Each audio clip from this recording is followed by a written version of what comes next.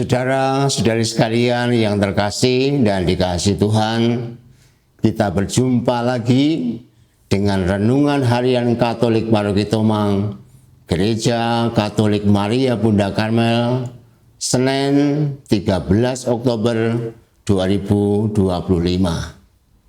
Hari ini kita akan mengambil tema memaknai tanda-tanda ilahi.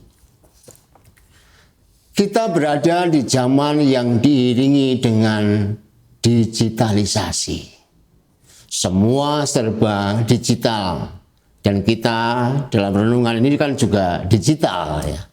Selain menjadi lebih praktis dan mudah, juga cepat dan murah.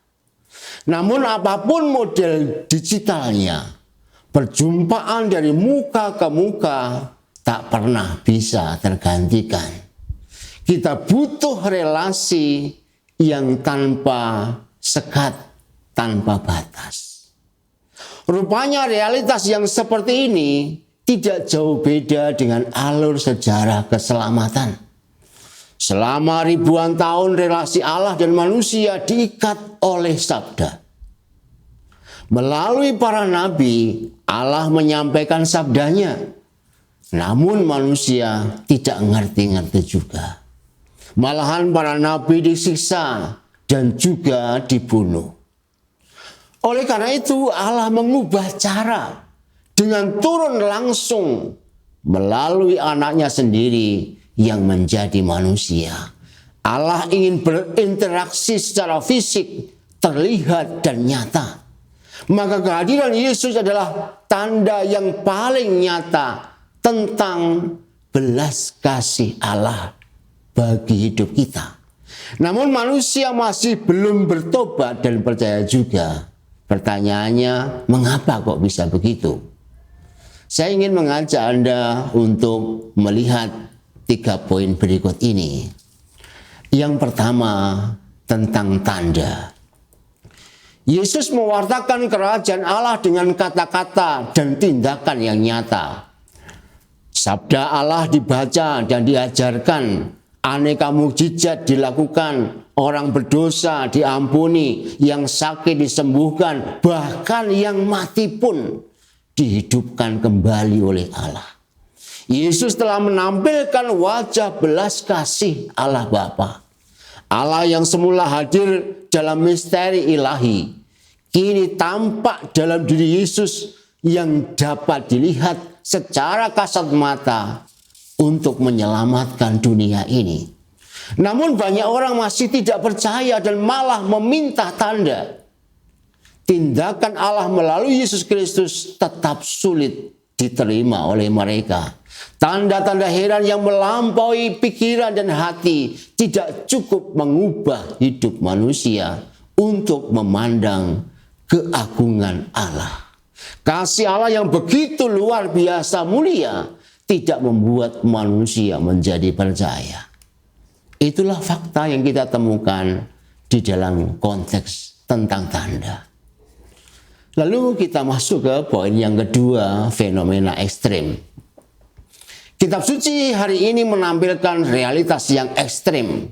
Orang-orang Ninive yang sangat jahat, justru mereka mendengarkan peringatan Nabi Yunus dan kemudian mereka bertobat. Dari situ mereka menjadi orang-orang yang diselamatkan oleh Allah. Ratu dari selatan yang kafir datang kepada Raja Salomo karena ia terdorong untuk belajar hikmat. Yunus dan Salomo telah mengantarkan orang-orang Ninive dan ratu dari selatan itu memandang Allah yang benar dan hidup, sehingga mereka menjadi orang yang bertobat, menjadi orang yang bijaksana, dan mereka diselamatkan Tuhan. Padahal Yesus jauh lebih sempurna daripada Nabi Yunus yang menyampaikan kabar baik. Ia juga lebih bijaksana dari Raja Salomo yang dipenuhi hikmat dan kebijaksanaan itu. Namun pewartaan yang diteguhkan dengan kuasa ilahi dengan membuat orang-orang sekitarnya mendapatkan mukjizat yang luar biasa itu, tetap ditolak oleh orang-orang Farisi. Mereka hanya sebatas mengagumi tindakannya, tetapi tidak sampai pada titik mengimani. Sekarang mari kita melihat bagian yang ketiga, yaitu mengambil makna. Mengapa orang-orang berdosa bertobat sementara orang yang dianggap saleh, taat aturan, malahan tidak merespons Tuhan? Dalam realita, orang beragama belum tentu beriman. Beragama itu legalistik. Tetapi beriman itu adalah pengalaman rohani. Dalam pergumulan iman, seseorang akan membuka mata untuk melihat karya Allah. Sementara hidup sekedar sibuk ritual, aktivitas rohani tanpa refleksi akan memupuk ego kita sendiri. Sehingga kemudian bukan Tuhan sebagai pusat segala hidup kita, tetapi justru kita makin cinta diri, makin menusuk kepada diri sendiri. Ujungnya adalah tampaknya beragama, tetapi sebenarnya kita tidak beriman. Inilah kunci rahasianya. Ketidakmampuan beriman terjadi sebenarnya sederhana, karena orang fokus pada diri sendiri dan mengabaikan kehendak ilahi. Dan agar kita semua tidak terjebak di lubang yang sama, hari ini kita diajak untuk belajar memandang Tuhan sejenak, untuk bercermin pada wajahnya yang penuh belas kasih, dan kemudian menjadikan Allah sebagai pusat kehidupan kita. Disinilah kita kemudian akan terdorong untuk belajar, mendengarkan, dan menjadi bertobat. Semoga hari-hari yang kita telusuri senantiasa tetap bercermin pada kehendak ilahi. Tuhan memberkati.